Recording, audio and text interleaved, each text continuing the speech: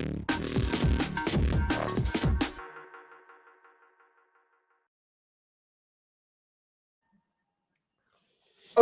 and welcome to the Gooner Talk, back again with you guys for another show, for another episode of our Let's Talk Arsenal series. I'm joined today by Kevin Campbell. How you doing, mate? Are you well? Tom, I'm well, thank you, mate. I'm looking forward to today to talk all things Arsenal.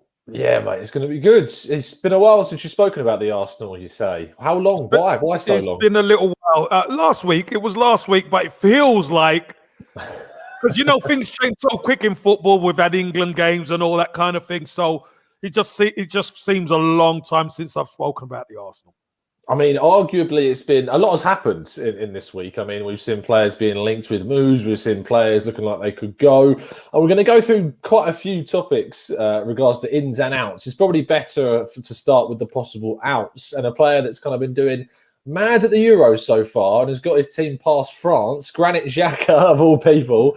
Yeah. Someone that I know divides opinion in the fan base, and someone that's divided my opinion on the player and whether I would like to, say, move on from him. I'm always open to an upgrade, of course, but I mean, it's hard when he's performing that well in a tournament, isn't it? Yeah, but is it hard? I just think Granit Xhaka, the international game is kind of tailor-made for him. You know, it's a slower game, it's a slower build-up. And he's done things for Switzerland that he never does for us. Really, passing forward, passing forward. Those forward passes have been excellent. And I'm not going to knock Granit Xhaka at all because I think he's had an excellent tournament. But normally for us, it's sideways. He can spray a good pass sideways and finding people wide. Last season, think about it. Last season, he had a very good half a season because the first half was atrocious. But look what happened to us. That just tells you why we need an upgrade in there. So, you know, I can only wish him well, Tom.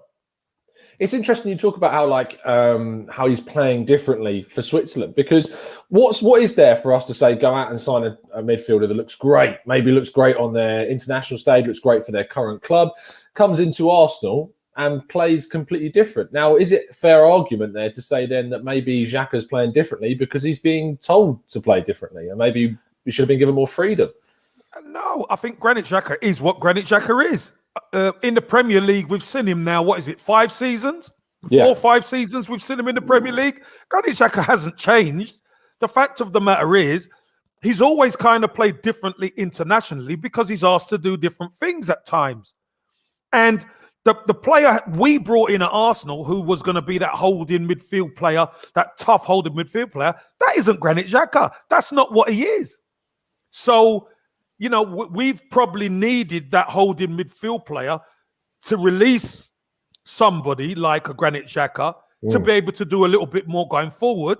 But unfortunately, our recruitment's been terrible over the years, Tom. So, you know, we need a holding midfield player. We buy a midfielder that isn't a holding midfield player and put him in the holding midfield player spot. Makes no sense. Yeah, we buy Lucas Torreira, play him at number 10. It's great. We know what we're doing. Exactly. We're all over we've been all over the place, haven't we? Yeah, we have. But fingers crossed, some of the signs we're seeing from this window may show a little bit of a change in regards to how Arsenal are approaching. I mean, it looks like 2 deals that are very close at the moment, according to the media, is, first of all, Sambi Lokonga. Now, I don't know how much you're into your Belgian football, Casey, but I mean, what have you made of what you have seen of the young Belgian? I think he's an energetic central midfielder. And, you know, for what we talk about Arsenal being on the front foot, not sitting back. One thing Granit Xhaka is not a front-footed, energetic midfield player. Let's be totally honest. And when we play, especially at the Emirates, maybe it's during lockdown, but we've seen it, we've lacked energy in the centre of the pitch. Being able to go after teams, close teams down, hunt the opposition midfield out. And this Lokonga looks to be that type of player, but he's young. And I think he's one of probably 2 or 3 who we need in that position. Do you think we will get that many? Because that's kind of the big question around Arsenal right now, is obviously we know we need to get midfielders in. I think arguably if Granit Xhaka goes, then you need to definitely be bringing in at least 2 quality midfielders in. We need to get an attacking midfielder too, because Erdegaard's not going to be coming back, it seems. So, but do you expect Arsenal to kind of follow through, or was it what you were saying earlier on, saying historically we've not done that well with recruitment, but is there a change in your expectation towards Arsenal, what Arsenal are capable of? Yeah, I think so. I think previously we've just left it to them, haven't we? We've left it to the club, and we've seen, how many years is it we know we've needed a centre-back and a central midfielder? Yeah. And every season, every pre-season, we haven't gone out and got anybody. But now we've got Gabriel in, we've got Thomas Partey in. Fantastic. Right. We've lost players in the midfield. Obviously, you just mentioned Odegaard. Probably going to stay at Madrid, which is, Ancelotti's going to be able to utilize that squad. Fair enough. So we need minimum 2, if not 3, players in that midfield. And I just think Mikel Arteta, he knows what he needs, and he has to go and get it. There's no 2 ways about it. He has to go and get it. He has to. I mean, it's a joint effort of Arteta, of Edu, and I mean Richard Garlick that's coming in as well. There's a lot of responsibility on these guys to change what's going on, because I mean, whilst we've seen a lot of poor recruitment, we've seen a lot of change up top. We've seen Sven Mislintat come in and go. We've seen Raul Sanllehi come in and go. Hasfami has gone. We've made 55 people redundant, which included a hell of a lot of scouts and of the scouting and recruitment department. There's a lot of change that's going on, and it looks like this summer needs to be the biggest effort of any previous transfer window that we've seen in the last decade, maybe longer. So do you have that faith? Have you seen anything in the last kind of year from the last couple of transfer windows that have given you any kind of encouragement that these guys that are currently in their roles can do that job? Yeah, I have actually. Yeah, I think the important thing for Arsenal is we've got to recruit right. Now, the last 2 windows, we've seen players come in, i.e. Gabriel, Thomas Partey, and we've also seen players leave who at times were the cancer in the dressing room. Yeah. I never thought Mesut Ozil would leave the club. I never thought that Socrates, and Socrates wasn't a cancer, but I never thought he would go. I never thought Kolasinac and Mustafi, they were the type of players who had influence in that dressing room. And if we're honest, it was the influence in the dressing room that got Unai Emery sacked. Not saying that he wasn't going to get sacked, but after the Europa final, it kind of imploded in on him. And, it bent very quickly. So have I seen signs of progression in the transfer market? Actually, yeah, I have. But I think you're right, Tom. I think this summer and this window is the most important in probably 16 years at Arsenal. And I mean that. We've got to get a house in order. We've got no European football. So the players who come in are going to have a chance to bed themselves in, because with no European football, you get a chance to train all week. See what the manager wants. Do your video study, as opposed to having a game at a weekend, game on a Thursday, game at a weekend. No, they get the whole week to prepare, and we've got to hit the ground running. That's for sure. It's a big change, isn't it? Because obviously in my lifetime, I haven't experienced seeing Arsenal without European football. And having that week gap between games is great for prep. We've got pre-season, even though we've obviously some of that's been taken up with the European Championships. We've got this Olympic situation, especially with Saliba, and we'll come on to him in a little bit. But it does spark yourself as maybe a year. And we always kind of talked about the last few years as transitional years, because we've been changing manager, changing a few players. But this year really feels like, for me, more than a transition. It feels like an opportunity. It feels like a chance for Arsenal to look at your Chelseas, your Liverpools, your Uniteds, all these teams that are above us currently.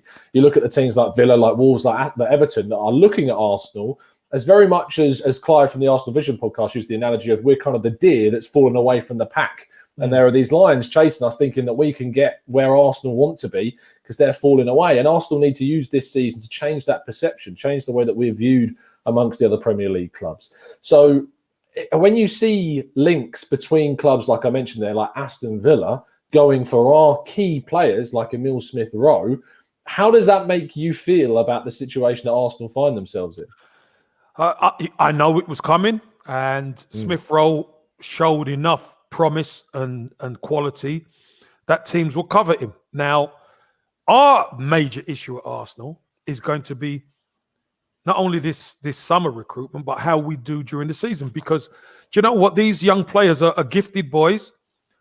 It says to me, Aston Villa value a creator just like Smith-Rowe, because that says to me they bought Bendia in, who was obviously linked with Arsenal. They're after Smith-Rowe. That tells me Jack Grealish is off. Of reading between the lines, because that's a bit too much quality players going one way and you're not defending. So that's what I see. And for Arsenal, I don't think Bendia was that much of a priority, because if he was that much of a priority, then obviously you match whatever they choose, and then it's a matter of him picking the clubs. So I just think, it kind of got a bit too spicy, the price or the money. And Arsenal went, fair enough, we can get someone else. So I truly believe Arsenal need to get their house in order, which I think they will. Other teams will cover our players, that's for sure, because teams are chances. They're taking a chance thinking Arsenal are in a little bit of a transition. Maybe they need to sell to buy. So if we test the water, then we might just get lucky. And we've seen it happen with other teams. We've seen some really good picks been brought in by likes of Aston Villa themselves last season, recruited fantastically well with Matty Cash coming in, seeing him do excellently. You've seen how Douglas Luiz was brought in from Manchester City and has done exceptionally well for them in midfield. And I think a lot of Arsenal fans would look at that Villa squad and take a fair few of their players, including our former goalkeeper, of course, as well, which is just unbelievable that now you look back at what of a mistake that seems. Smith-Rowe, obviously, it looks like from the way that the reports are going about him that they seem confident that a new contract will be signed. So his future's kind of pretty secure, it appears at this moment. But there is kind of one player that's very much, and I use your word, coveted by the fan base, that his future isn't secure, and that's William Saliba. And the young Frenchman obviously has spent time on loan at Nice. He went back to Saint-Etienne the season before and impressed in both of those loan spells. There were still some issues, but what 20-year-old doesn't have some issues in their game at that age? Has got a lot more developing to do. But the fact is that he was still very impressive for that age. Does it not necessarily, I don't want to use the word surprise, because I think what we've learned from Arsenal is that it's not a surprising thing anymore. But does it frustrate you seeing this situation with a player that is clearly very talented? Well, I think we have to tread a little bit careful here, because obviously the first part where he went back to Saint-Etienne, that was part of the deal. Yeah. Which we totally understand. Obviously weren't allowed to play in the French Cup final at the back end of that deal, solely because he was an Arsenal player at that time. And they wouldn't pay insurances or whatever it was. There was some issue.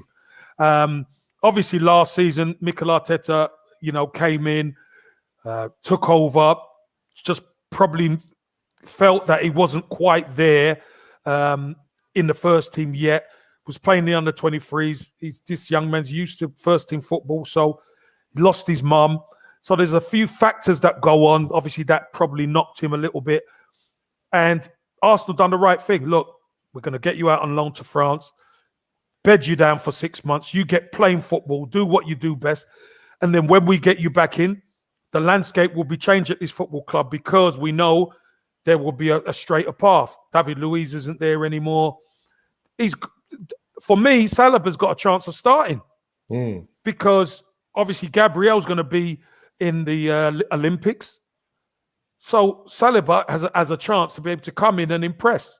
I know there's rumours of he's going to be on loan, but I'm not following the rumours right now. I think the fact of the matter is he went to Nice to Nice on loan and performed. That's the key. He went there and he performed. Stats tell you this.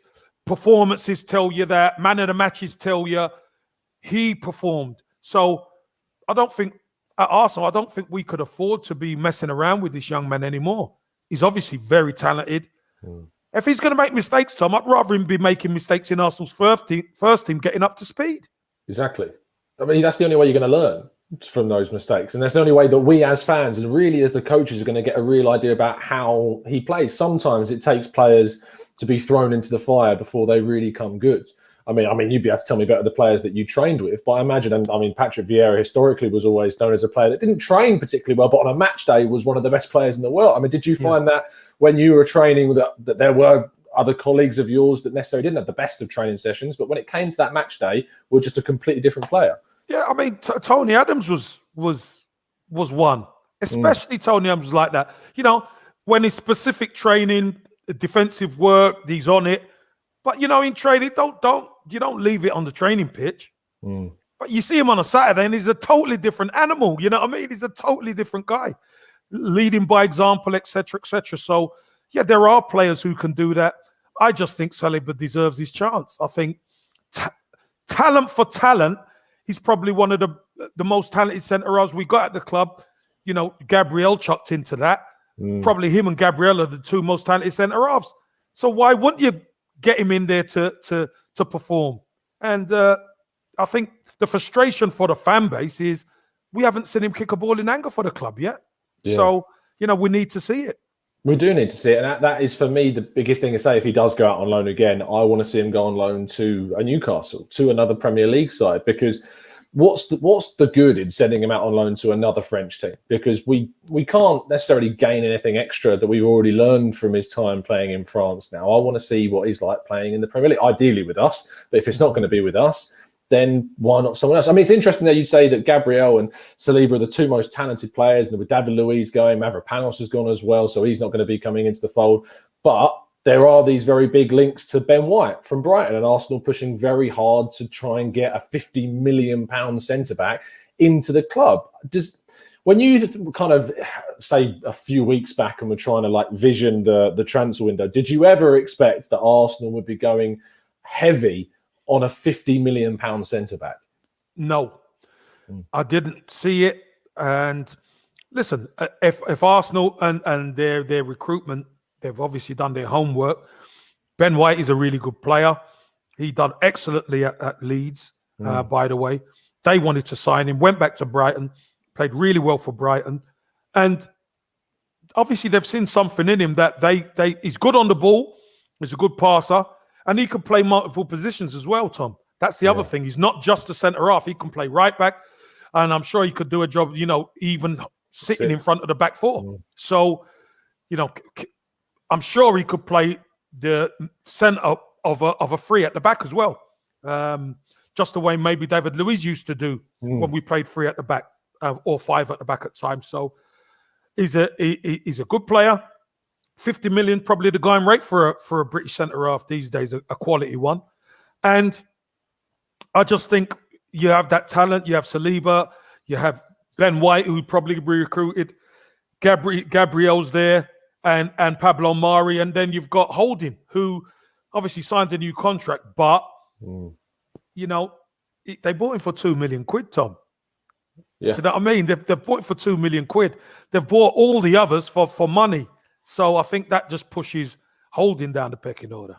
And I think just because your player signs a new contract, and it was signed a few months back now, and yes, that's this year, but it doesn't rule out an exit at all. And if a team comes along, I mean, I saw a report saying that because he's signed up to that new contract, he's 25, he's English, Prem proven, you're looking at 25 to 30 million pound like kind of investment from another team. And if someone comes in for that amount of money and you're looking at that and going, wow, that's like half of Ben White's price paid off with just Holding going. And that's an upgrade in that position too, and strikes me as much better business from Arsenal doing it that way. Smarter business. Yeah. And Arsenal lacks that kind of savvy nature in the market to identify talents of a certain kind of level or sell players for a certain fee when we've been trying to basically buy our players out of their contracts of late with Mustafi and Socrates and Ozil, etc. But next to Ben White, next to Saliba is this right-back situation, which is really interesting because we've got a lot of players there. We've got Bellerin, we've got Cedric, and Chambers came in and did really well, I thought, at the end of last season, to be honest. I thought I wouldn't put him down as our starting right-back going forwards, and I want to see Arsenal invest. But we've got three right-backs there. Bellerin looks like he's going to go this summer into Milan, or three of the Spanish clubs, Villarreal, Sevilla and Atletico Madrid, all linked with him. Is it for you, when you see a £50 million investment at centre-back, would you rather see an allocation of funds similar go into that right-back position, or do you think they need to be moved into more of a midfield or attacking midfield kind of area? Well, what's the budget, Tom? You got to tell me the budget. you know what I mean? You got to tell me the budget solely because you just never know who the club are actually looking to recruit. I just think, Chambers done pretty well when he came in, but it's not the answer there. Bellerin's not the answer because he's probably going to be going. Cedric has obviously done something to upset Mikel Arteta because he wasn't even considered come near the end of the season. Yeah. So Arsenal need somebody there who could do a real good job. Now, I'm not too sure what's going to be going on in the background. That's why I'm saying I think I need to know the budget to have money allocated to that position. Of course. But if you've got a good centre-half beside an okay right-back, you've got a chance. It's when you've got an okay right-back and an okay centre-half. That's when you've got problems. So, the centre-backs are key at Arsenal. And that's what names are kind of coming at you for right-back? Because when I look, and obviously on the channel, we analyse so many different kind of players that Arsenal are linked to. And the right-backs that we're getting linked to, we've seen Mulder, who's kind of this Turkish 22-year-old at Sassuolo. We're seeing Zeki Çelik from Lille, who's done quite well over the last 2 seasons. We've had links to Max Aarons at the start of the window from Norwich. But there's not really been too many kind of real strong links at this point in time to any right back specifically, and none which, other than Aarons, really has really maybe go, oh yeah, that's a real good upgrade on Hector Bellerin. I can see we're moving in that right direction. So for me right now, I am concerned about the right back situation. Do you feel similar that Arsenal should be pushing? Not necessarily want to ask you a question about budgets and how much we should be spending, but do you think it's a position that Arsenal really do need to push hard for? Yeah, I do. I think you see the difference that Kieran Tierney makes on the left-hand side. And not only is it defensively, but attacking-wise, gives you balance, comes up with the odd goal, and puts in some real dangerous crosses, etc., etc. You need that threat. We got it on one side. We don't have it on the other side. So I think if you've got the threat from both sides, all of a sudden you then become a very dangerous side. And, there's a player at Real Betis called Emerson, the right back. He's gone to Barcelona now, isn't he? Yeah, he was excellent. Yeah. He's excellent. Now, Barcelona have a lad there, so Dest. They have Dest, who's an excellent player as well. So how is that going to work? So you might, and they need, they need to sell because they're struggling for a bit of money. So do you test them and try and get a Dest in? Because I think Dest will be tailor-made for Arsenal. Honestly, he would, but. The Emerson one, you could have done the deal. We don't move because maybe centre half or other places, other spots in the team are priority. But I think we've got to get that back four right, and right back is a real problem area for us. It really, really is. And I think it's one that I think Arsenal will move towards the end of the window when more kind of dominoes have fallen in other areas and they may push. But yeah, the Barcelona situation, they've got Emerson, they've got Dest, they've got Sergio Roberto as well, who can play there too. But obviously, there was links with him at Manchester City. But it just seems that Arsenal could look to be a little bit savvy. Again, we bring up that word of being smart in the window. I do want to get some questions as well from the chat box, because we've got plenty of you tuning in to listen today. Thank you so much. There's a lot of love for you, Casey, in the chat today, so they're massively appreciative. Arun says, what's your opinion on Isak? He looks like a young Kanu. Yeah, I've watched him. Yeah, Alexander, I've watched him quite a bit, to be honest, because I've been doing Spanish football for the last couple of seasons, and a very capable player. Gangly, obviously speaks the lingo, Swedish, can speak English pretty well. Yeah, I just think he's coming to a stage now where he's got to make the move to a bigger club, and he's kind of showing he's there's times where he's prolific and there's times where he's not. Yeah, but one thing he's a handful because he's happy to run in behind, etc. Now, whether Arsenal will go for that type of striker, I can't see it I just can't see it. I think Arsenal. I think we've been linked with virtually every striker around, haven't we? We've been linked with every striker around. But for me, I just think if there is going to be one, it's going to be the Portuguese lad, Andre Silva. Yeah, Andre Silva at the German club. Frankfurt. I think that one seems to be a pretty smart move. Yeah, I mean, he's been the second best striker in Germany behind Lewandowski last season, and you have to remember that Erling Haaland is playing in that league. That's right.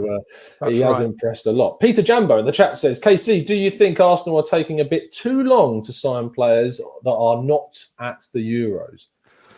Peter, I really like to see Arsenal make moves and get players signed, but sometimes you've got to take it easy because, usually it's from the 1st of July is when, the clubs tend to make their moves because that's the start of the new season, of the new contracted year. So for whatever reason, I think Arsenal have been lining things up because I think they have to, and hopefully, touch wood, etc., that they will start to make some moves. But it's always too long. I'd love it if Arsenal had all their transfer business already done. Yeah. But unfortunately, we're not that club at the moment. We talk a lot about the social aspect and the psychological kind of thing as Arsenal fans consistently craving more news. And you spend your days scrolling around social media, watching shows like this, trying to find out info. And obviously that makes it feel a lot longer. I mean, I've been doing the 8 a.m. transfer shows and we were on episode 58 this morning of doing it every single day. So you can imagine how people crave and think we're 58 days in, we haven't signed anyone. What's happening? Yeah, exactly. And I think that psychological kind of effect does bring the fan base down. So we do need to see a couple, and hopefully the next week or so, it is the 1st of July tomorrow. So hopefully we will see some movement in the next few days or so. Daniel Roberts says, where do you think that Willock will fit into the Arsenal next season, if anywhere, of course? The truth of the matter is I don't, to be honest. I think Willock proved what he can do in a Newcastle side where, a lot of the time he wasn't even starting. He was coming off the bench and making a difference. But we've seen him at Arsenal, not that he's had a great opportunity, but we've seen him at Arsenal when he didn't take his chance. And I just think the way Arsenal play doesn't suit Willock. So I just think he's probably going to be a pawn in the whole transfer market. And, the longer they keep him, the more probably they'll get for him, because I think Steve Bruce wants him back at Newcastle. Yeah, definitely. I mean, he's had 40 Premier League appearances for Arsenal. It's like he has had opportunities, but it's not really been given the same freedom and responsibilities he was given at Newcastle. And I'm not sure that we would give him that even next season. I think Steve Bruce basically turned to him and said, look, you're going to play the number 8/10 role. I want you to go out and do what you do best. I want you to bomb forward. I want you to bomb forward and let the others worry about that. But at Arsenal, it's not. You've got to be more structured. Yeah. Tim Jallow says, curious to hear Casey's thoughts on Lacazette. Seems a lot of fans want him gone. I think what he brings to the team is underrated. Excellent link-up play and seems a good character for the youngsters. Tim, I agree. I think Lacazette has been outstanding for most of the season. Obviously, we had our bad spots, didn't we? But I think what Lacazette brings to the team, especially with incorporating Xhaka, Smith-Rowe and Martinelli at times, was that person who they can pass the ball into, trust him to get hold of it and link that play. I think it's been great. He scored some pretty good goals. He's finished our top goal scorer, obviously because Aubameyang kind of went off the boil. But does he score enough goals? At the end of the day, we needed goals. Lacazette had quite a few chances earlier on, didn't quite take them. And then second half of the season, when everything started to come together a little bit more, he started to show himself. I think the emergence of Pepe come near the end of the season really helped, because it was take a little bit of burden off Lacazette. But I just think we need more goals. We do within the team. And if, unfortunately, Lacazette only has a year left on his contract, that may be the business we need to do. That's why I think that Andre Silva, as you mentioned earlier, Tom, get him in. We need somebody who's going to take the burden away from Aubameyang, because without Aubameyang's goals, look what happened to us. Are you excited about Balogun coming through? Of course, signing new contracts. We said that he's going to be kind of in and around the first team, fighting for his place. Do you think if say Lacazette was to go, bringing in a younger striker would block that path to Balogun? No, I think we're talking about Arsenal here, Tom, and every spot should be a challenge. Yeah, and the fact, fair enough, Balogun signed. He's talented. Great that he's at the club, but it's all about talent, opportunity, and performance. You've got to perform. So Balogun hasn't started a game, hasn't even come on in a game in the Premier League. So maybe it's right for him to go out on loan, get some football, get some knowledge, let him understand first team football. Because if he is in and around the Arsenal first team and he comes on in certain games, it could be another Eddie Nketiah situation where doesn't really get to play that much, got potential, and there's always a but there. No, if we really believe in this young man, get him out on loan, let him get some football under his belt, starting. Because we tried it with Eddie Nketiah, went to Leeds and didn't even start. We've got to get Balogun some minutes and get him some game time. So when he comes back, maybe second half of the season, he can come in and make a difference because he understands what it's like to be a first-team player. Yeah, it's a good point. I mean, I would have been happy to see Balogun go out on loan next season to a Premier League club that's down the lower ends. I mean, Brighton could be looking for a striker in the summer. That could be interesting for them. They're interested in Nketiah, ironically, as well. So there are teams down there, I think, that would have made a really good move for maybe Balogun, who isn't necessarily going to be a starter next season. But if he does stay, I do want to see him coming off the bench. I want to see him coming on the last 5-10 minutes of games. And if we need him off the bench to score a goal, get him on earlier. Just getting those opportunities that it seems other players, like say Reece Nelson, hasn't necessarily been getting. Yusuf says, what do you think of Renato Sanchez, the Portuguese player at Lille, of course, formerly of Bayern Munich and Swansea? I see agent Gabriel. I don't know if you saw this, Kev. Have you seen on Renato Sanchez's Instagram, he posted something and Gabriel replied saying, come to Arsenal. Amazing bit of agent work. From hey, listen, no problem with that. I think Renato Sanchez is a real good player. I think he's had to rebuild his career after a couple of very difficult spells. One at Bayern Munich, obviously went to Swansea, didn't he? And then had a horrific time at Swansea, and he had to rebuild himself. One thing we do know, he's got talent. He's a powerhouse in midfield. He can play. He can run. He's got so many attributes to his game. And, somebody like him in the midfield as well, I don't think he'll cost big money. But I think we need a mixture in that midfield of talented players, because not every key opens every lock. So we need a few different ones that we could mix and match in there, because there's still a lot of games to be played. There's going to be injuries and suspensions, and we need quality.